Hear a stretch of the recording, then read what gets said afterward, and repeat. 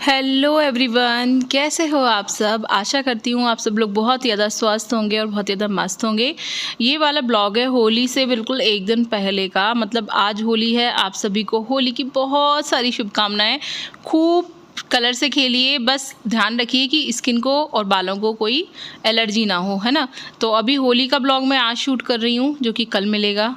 ये जो मेरे ब्लॉग्स चलते हैं ये एक दिन बाद आपको मिलता है। जैसे कि मैंने कल का ब्लॉग शूट किया है तो ये आज आपको मिल रहा है, इसी तरीके से आज का ब्लॉग आपको कल को मिलेगा, ठीक है। तो मॉर्निंग में उठ गई थी मैं, दूध वाले भैया आ गए थे तो मैं एक तरफ तो दूध बॉयल कर रही थी और उसके बाद ना आज मैंने मॉर्निंग में पी थी ब्लैक कॉफ़ी विद देसी घी, ठीक है। ब्लैक कॉफ़ी विद देसी घी के बहुत सारे फ़ायदे हैं। इसको ब्लड प्रूफ कॉफ़ी या फिर बटर कॉफ़ी या बहुत सारे ऐसे नामों से जाना जाता है और बहुत सारे फ़ायदे हैं इसके, जिस पे मैं डिटेल वीडियो चैनल पर बना चुकी हूँ। प्रॉपर इसी के बारे में सब कुछ बताया है मैंने, इसे पीने के क्या क्या फ़ायदे हैं, ठीक है। तो आप उस वाली वीडियो को जाकर चैनल पर देख सकते हो। और चैनल पर ना मुझसे किसी ने पूछा था कि दीदी कौन सी वाली कॉफ़ी यूज़ करते हो आप। तो देखो मैं ना नेस्कैफ़े की कॉफ़ी यूज़ करती हूँ। इसका ना बड़ा वाला पैकेट आता है पूरा, जिसमें 2-2 रुपये वाले पाउच होते हैं, तो वही वाला मैं मंगा लेती हूँ। क्योंकि अगर मैं डिब्बे वाला मंगाती हूँ ना तो वो ना रखे रखे मान लो ज़्यादा दिन इस्तेमाल नहीं होती ना, तो उसकी कॉफ़ी अंदर से जम जाती है कभी कभी, और कभी कभी ना बेकार भी हो जाती है।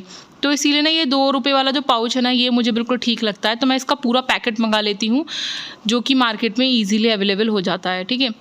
तो एक बार में एक पाउच यूज़ हो जाता है जब भी कॉफ़ी पीनी होती है। और ये ब्लैक कॉफ़ी में तो कॉफ़ी बहुत ही कम डलती है, मतलब जैसे आपका जो एक पाउच है ना उसमें से आप 4 पार्ट कर लो, लगभग इतनी कॉफ़ी डलनी होती है, बस बहुत थोड़ी सी डलती है, 1 ग्राम करीब, 1 ग्राम 2 ग्राम, ठीक है। तो बस ये इसके ऊपर ना 1 चम्मच देसी घी डालकर कॉफ़ी और देसी घी को मिक्स कर लेना अच्छे से, चम्मच से फेंट के, देन उसके ऊपर गरम गरम पानी ऐड करके स्टिर कर लेना। बन गई आपकी bullet proof coffee, black coffee with देसी घी या फिर बटर कॉफ़ी, जो भी आप इसे कहना चाहो, ठीक है। और ये बहुत सारे फ़ायदे हैं इसके, बेली फैट को कम करती है। अभी मैंने ना प्रॉपर अपना वेट लॉस रूटीन नहीं शुरू किया क्योंकि कर ही नहीं पा रही। अभी त्यौहार पे गुजिया भी चल रही हैं। आज मैंने गुजिया बनाई थी जो कि आपको कल के ब्लॉग में देखने को मिलेंगी, ठीक है। तो मैंने गुजिया भी खा ली हैं। तो अभी तो भैया त्यौहार पे तो यही चलेगा, जहाँ जाएंगे आएंगे वहाँ पे chaat pakodi, fruit cream, I love fruit cream, जो मैं बिल्कुल भी नहीं छोड़ सकती खाना। भले ही मेरा कितना भी वज़न बढ़ जाए, मैं उसे बाद में कम कर लूँगी, बट ये सब चीज़ें यार कभी कभी तो खाने को मिलती हैं और मुझे ये चीज़ें बहुत पसंद है। जैसे कस्टर्ड है, फ्रूट क्रीम है, आइसक्रीम है, ओह माय गॉड, मैं मतलब मुझे ना बोल के भी मुंह में पानी आ रहा है ना। आप लोगों के साथ भी होता होगा ना ऐसा। हालांकि मैं कोल्ड ड्रिंक नहीं पीती, मुझे कोल्ड ड्रिंक बिल्कुल पसंद नहीं है, बट ये मैं नहीं छोड़ पाती, आइसक्रीम, कस्टर्ड वगैरह। तो बस, तो ये तो सब कुछ चलेगा। इसीलिए जैसे ही होली ख़त्म हो जाएगी उसके 1-2 दिन बाद से कुछ फंक्शंस हैं वो अटेंड करके दैन शुरू करेंगे वेट लॉस जर्नी फुल जोश के साथ। और प्रॉपर रूटीन शेयर करूँगी आप सब लोगों के साथ, और नई नई वेट लॉस ड्रिंक भी शेयर करूँगी और अच्छे से दिखाऊंगी, बताऊंगी सबके फ़ायदे। एक्सरसाइज भी शेयर करूँगी क्योंकि चैनल पर ना काफ़ी सारे कमेंट्स आ रहे हैं कि दीदी कौन सा वाला एक्सरसाइज आप करती थी। तो देखो डियर, अभी तो एक्सरसाइज नहीं शेयर कर पा रही, लेकिन मेरी पुरानी वीडियोज़ में आपको बहुत सारी एक्सरसाइज मिलेंगी। आप अगर अभी एक्सरसाइज कर रहे हो तो आप उन वाली वीडियोज़ को देखकर एक्सरसाइज कर सकते हो। और मेरे चैनल पर प्रॉपर अलग से एक्सरसाइज वाली वीडियोस भी पड़ी हुई हैं, आप उनको भी फॉलो कर सकते हो। और बाकी अगर अभी आप एक्सरसाइज नहीं कर रहे हो तो 1 वीक का और वेट कर लो, देन फिर तो मैं डेली आपको एक्सरसाइज दिखाऊंगी ही नई नई तरीके की, ठीक है। तो आप उनको फॉलो कर सकते हो। और अगर मेरे चैनल पर आप पहली बार आए हो तो प्लीज़ चैनल को सब्सक्राइब कर लेना। वीडियो पसंद आए तो लाइक करना, शेयर करना, कमेंट करके अपना नाम, अपनी सिटी का नाम ज़रूर बताना, ठीक है। तो अभी फिर नहा धो ली थी मैं, झाड़ू पोछा वगैरह करके घर का, ठीक है। और मैं बना रही थी पोहा, ठीक है। और ये जो वीडियो है ना, इसमें आपको आगे गुजिया बनाई थी मैंने, जो कि आपको देखने को मिलेंगी प्रॉपर, ठीक है। आप में से कितने लोगों के यहाँ पर होली पर गुजिया बनती हैं और कितने लोग हैं जो कि मार्केट से गुजिया खरीद कर लाते हैं। क्योंकि देखो आजकल मार्केट में सब कुछ अवेलेबल है और कभी ऐसी सिचुएशन पड़ जाती है ना कि हम अकेले हैं, बच्चे छोटे हैं, नहीं बना पा रहे, तो फिर मार्केट से भी खरीदनी पड़ती है, क्या करें। लेकिन खैर मेरे साथ तो ऐसी सिचुएशन कभी नहीं आई। गुजिया हमेशा घर पर बनाई है, भले ही हनु कितना भी छोटा था तब भी सब काम किए हैं। तो बस आदत है सब कुछ करने की। तो अभी सुबह मैंने सोचा कि पोहा बना लेते हैं, ब्रेकफास्ट में थोड़ा हल्का हो जाएगा, क्योंकि कल से तो भैया सब उल्टा सीधा ही खाना है, ठीक है। तो ब्रेकफास्ट में मैंने ये बनाया था और लंच में मैंने क्या बनाया था आप लोग गैस करो, ठीक है। बाकी आपको आगे ब्लॉग में देखने को मिलेगा। और बाकी इस ब्लॉग में आपको गुजिया की रेसिपी देखने को मिलेगी, बिल्कुल खस्ता एकदम क्रिस्पी, सब कुछ नाप तोल कर देखने को मिलेगा, जिससे कि आप अगर पहली बार गुजिया बना रहे हो ना तो भी आप इजीली बना सकते हो। सुबह के ब्रेकफास्ट में मैं बना रही थी पोहा, जिसके लिए मैंने बहुत सारी वेजिटेबल्स कट कर ली थी, है ना। और बीच में सॉरी मैं एडिटिंग करने में ना कॉल्स आ जाती हैं तो बड़ी दिक्कत होती है।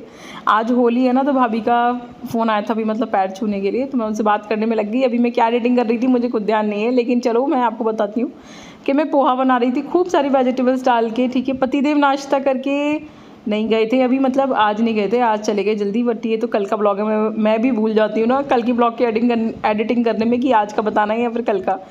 तो ठीक है, तो उसके बाद मैं आज हम तीनों लोग ना साथ में ब्रेकफास्ट करने वाले थे, ठीक है। तो हनु भी पूजा करके आ गया था, और जैसे कि वो एज़ यूजुअल डेली पूजा करके पैर छूता, उसने पैर छुए। देन मैंने कहा चलो बेटा वहाँ पे जाके मैट बिछाओ रूम में बेड पे, जिससे कि तीनों लोग ब्रेकफास्ट कर सकें हम। तो मैंने पोहा खिलाया, 3 चम्मच लगाई, चाय खिलाई अपने तीनों की, ठीक है। उसके बाद मैं लेकर आ गई ब्रेकफास्ट को रूम में। और कितने बजे लगभग मैंने ब्रेकफास्ट किया था, मैंने आपको बताया मैं इंटरमिटेंट फास्टिंग फॉलो करती हूँ, ज़्यादातर 11-12 बज ही जाते हैं, मतलब तो अभी 11:30 बजे थे। तो ब्रेकफास्ट शुरू कर दिया था, टीवी पे कुछ लगाया था बढ़िया सा, और उसके बाद पोहा खाया। यार बहुत बढ़िया पोहा बना था, मज़ा आ गया कसम से। उसके बाद एक तरफ कपड़े धो रही थी और दूसरी तरफ खाने पीने की कर दी थी मैंने तैयारी शुरू। ब्रेकफास्ट करने के बाद बर्तन वगैरह मांज कर रखे, उसके बाद मैं आ गई थी किचन में। और क्योंकि मुझे आज गुजिया बनानी थी, तो ये जो मोमन था ना, इससे घी सेपरेट करना था। अब देखो घर में घी निकालने के कितने सारे फ़ायदे हैं, ठीक है। जो मोमन बचता है वो खोवा होता है, किसी न किसी रूप में आप यूज़ कर सकते हो, या तो वेजिटेबल्स सब्जियां वगैरह बनाने में, या फिर जैसे मैं गुजिया बनाने में कर रही हूँ। मैं कुछ ना कुछ चीज़ में ना इसको यूज़ करती रहती हूँ, कभी हलवे में डाल देती हूँ, कभी पनीर की सब्ज़ी में डाल देती हूँ, कभी कोफ्ते में डाल देती हूँ। अब मैं इसी से गुजिया बना रही हूँ, ठीक है।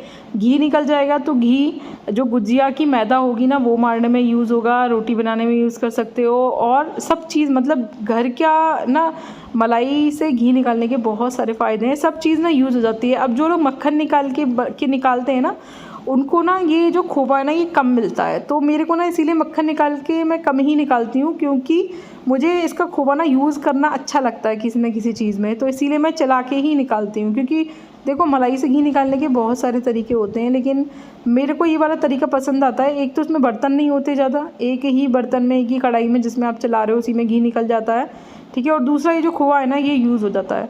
तो इस तरीके से खोवा निकाल लिया मैंने, और खोआ ना मैंने प्लेट में फैला के रख दिया था ठंडा होने के लिए, और ये देखो कितना सारा घी निकला है, ठीक है।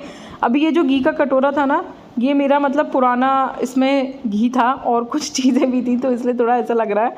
उसके बाद हनु से कहा मैंने चलो छुट्टियां हो रही हैं डस्टिंग करो, तो उसने बेड साफ़ किया और बेड का सारा सामान निकाल के पटक दिया पलंग पे। उसके बाद ड्रेसिंग टेबल साफ़ की।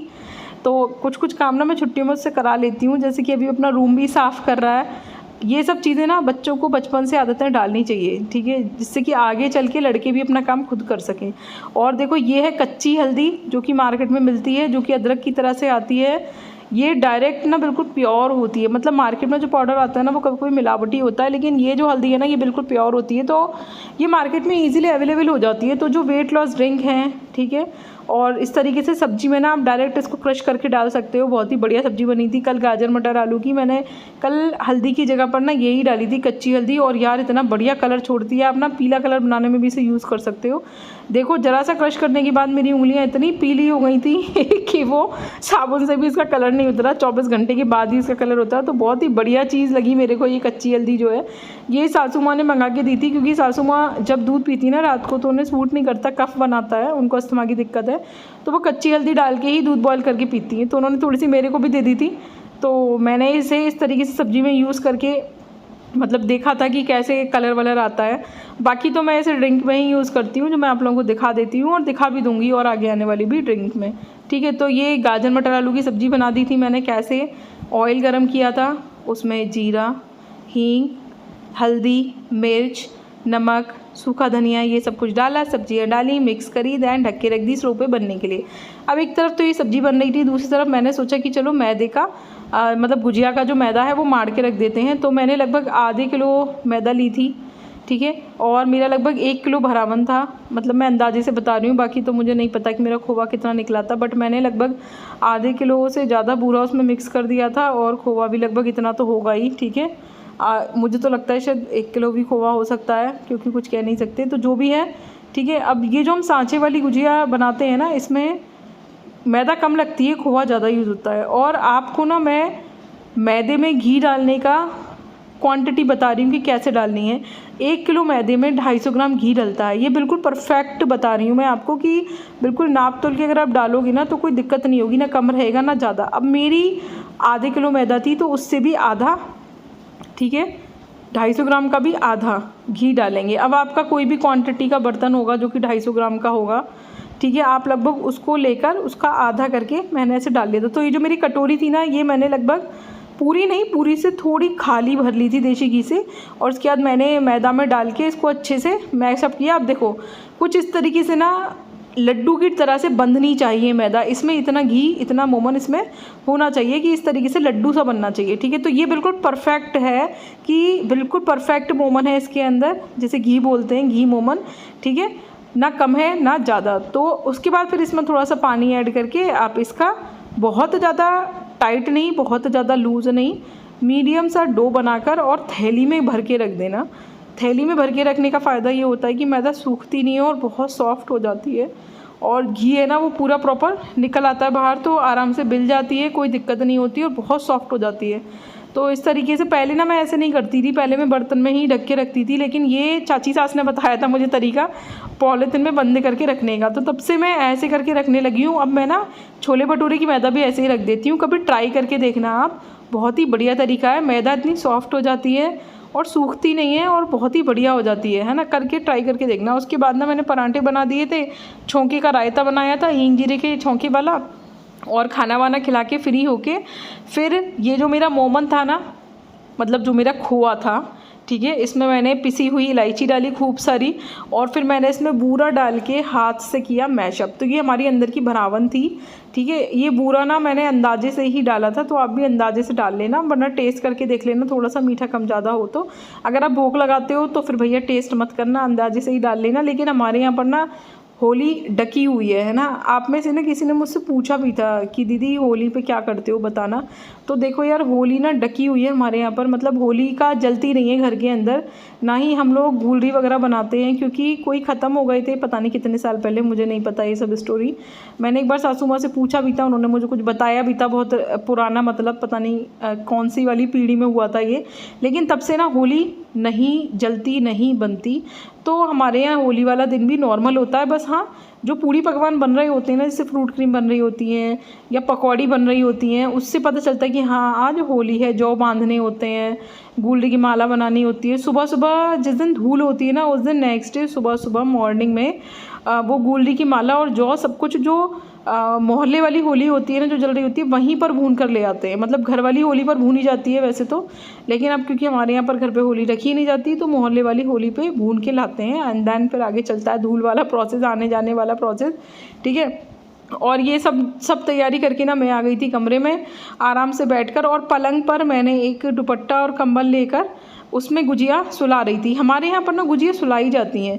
मैंने कुछ लोगों को देखा कि वो ना ऐसे अखबार में गुजिया रख देते हैं, गुजिया सुखाते हैं और फिर सेकते हैं, लेकिन हमारे यहाँ पर ये माना जाता है कि गुजिया सूखनी नहीं चाहिए, इसीलिए हम पंखा नहीं चला सकते गुजिया बनाते में, वरना मैदा सूख जाएगी, ठीक है। और गुजिया को हम सुला देते हैं कंबल में ढक के, जिससे कि गुजिया गर्म रहे, उसका जो घी है वो ना सूखे, मोमन जो है मतलब उसकी पपड़ी ना पड़े मैदा में, तो इस तरीके से ना उसमें गर्माहट बनी रहे, इसलिए हम कंबल से सुला देते हैं उसको।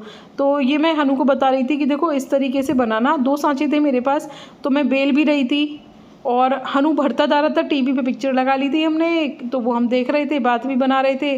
भैया मेरे ना हर काम में मेरा जो भागीदार है ना, वो मेरा बेटा ही है, वो ही मदद करता है हर चीज़ में, वो ही सहारा है मेरा। मतलब बहुत से लोग ना ये सोचते होंगे कि दीदी आपके पास लड़की नहीं है, या मतलब एक और बेबी कर लो, तो मैं सच बताऊँ ना, मुझे कोई नीड नहीं पड़ती।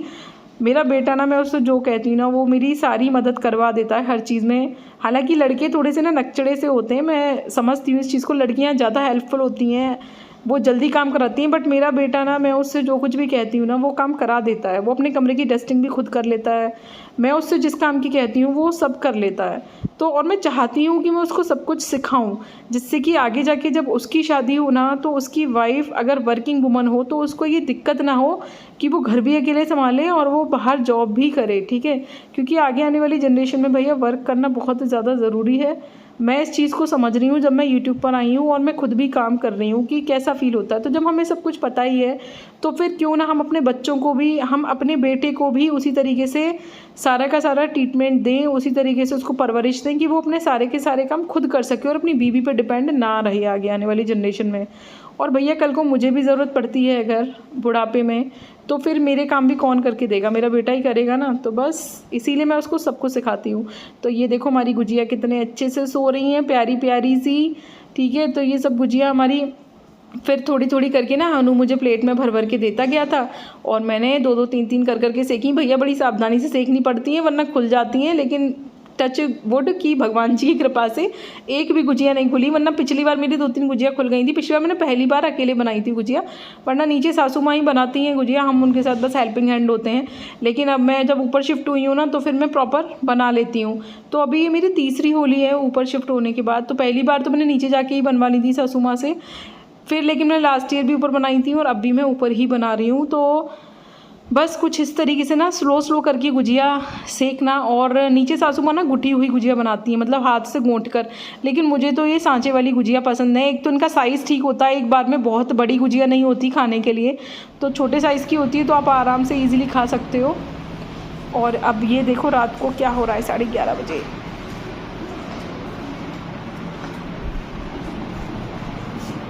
ये देखो रात के 11:30 बज रहे हैं और ये भाई साहब ड्राइंग कर रहे हैं। तो चलो आपको इसका आज का आर्ट वर्क दिखाती हूँ। आज क्या बना रहे हो? आज मादरा यूचिया। फिर से बोलना। मादरा यूचिया। आप लोगों को समझ में आया तो कमेंट करके बताना कि क्या बोल रहा है। नारुतो का। चलो तो आज का ब्लॉग यहीं पे ख़त्म करते हैं। Good night, sweet dreams. मिलेंगे नेक्स्ट ब्लॉग में। Bye bye.